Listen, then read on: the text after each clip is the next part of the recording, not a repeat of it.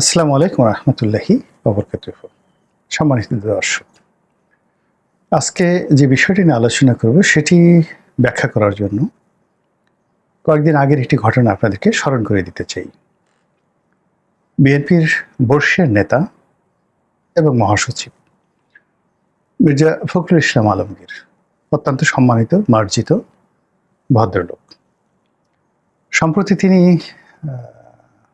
Doctor Mohammad ইউনূসের সঙ্গে একটি অনুষ্ঠানে উপস্থিত হয়েছিলেন এবং সেখানে তার একটি বক্তব্য সারা বাংলাদেশে তোলপাড় সৃষ্টি করেছিল।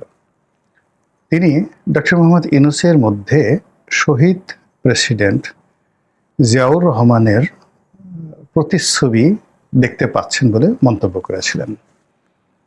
আমার মনে নাই ঠিক যে অনুষ্ঠানটা কী ছিল, তারপর কোন প্রেক্ষাপটে তিনি এই কথাগুলো বলেছিলেন।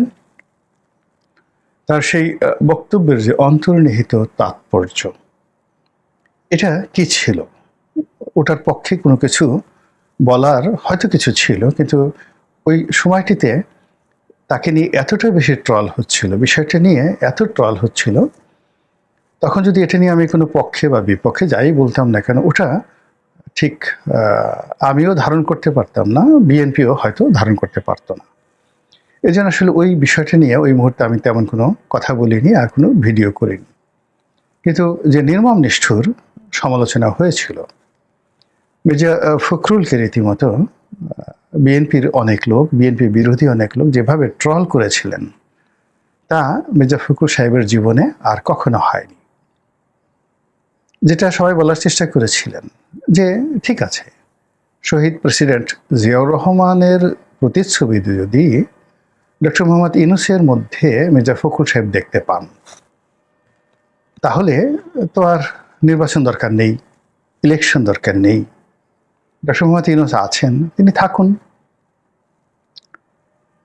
নির্বাচন হলে সেখানে প্রধানমন্ত্রী হবেন যাকে বলা হয় তারেক রহমান সাহেব। তো মির্জা ফখরুল সাহেব তো তারেক রহমান সাহেবের ভিতরে শহীদ প্রেসিডেন্ট জিয়াউর রহমানের প্রতিচ্ছবি দেখতে পাননি, কখনো বলেননি।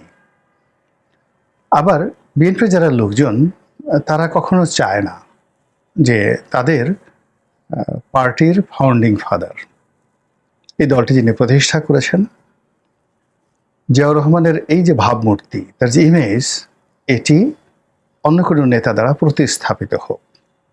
এর কারণ হলো জিয়াউর রহমানের যে লিগেসি, তার যে ঐতিহ্য, মুক্তিযোদ্ধা হিসেবে, তারপর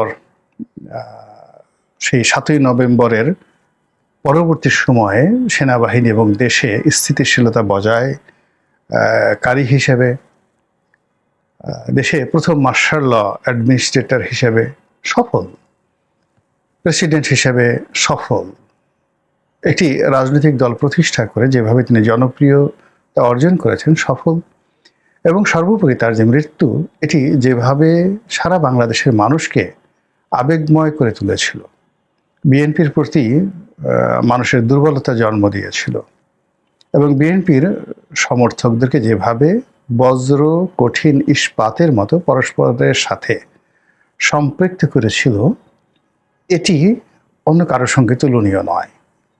হয়তো বেগম জিয়া, হয়তো তারেক জিয়া, হয়তো পরবর্তী অন্য কেউ বিএনপির নেতা, তারা কোনো কোনো ক্ষেত্রে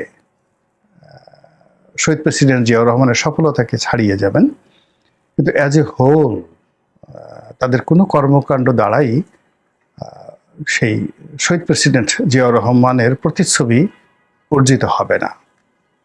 আর যদি সেটা হয়, তাহলে বিএনপি ভেঙে টুকরো টুকরো হয়ে যাবে এবং সেখানে নতুন আরেকটি দল তৈরি হয়ে যাবে।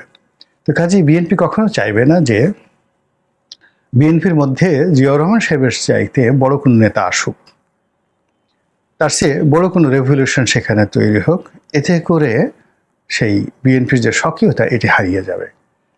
আওয়ামী লীগের ক্ষেত্রে তিনবার এই ঘটনা কিন্তু ঘটেছে।